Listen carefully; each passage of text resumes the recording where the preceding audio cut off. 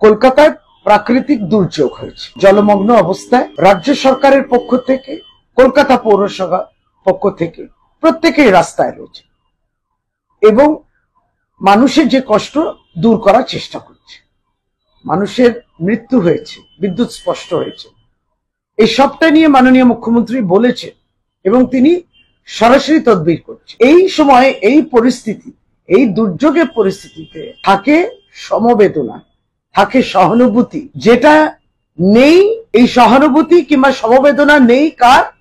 ভারতীয় জনতা পার্টি। এই সময়ও ন্যাক্কারজনক রাজনীতি তারা করার চেষ্টা করছে। এবং দিল্লিতে যে পরিস্থিতি হয়েছিল বৃষ্টির সময়, গুরগাঁওতে, ভারতীয় জনতা পার্টি সরকার, কিন্তু সেগুলো তাদের, তখন তো তারা আটকে ওঠেন না, তখন তাদের মুখ বন্ধ থাকে। আর এখানে কোথাও মানুষের পাশে থাকতে হয়, সেটা না করে পশ্চিমবঙ্গ সরকারকে ব্যঙ্গ বিদ্রুপ করছে। আমরা ধিক্কার জানাই।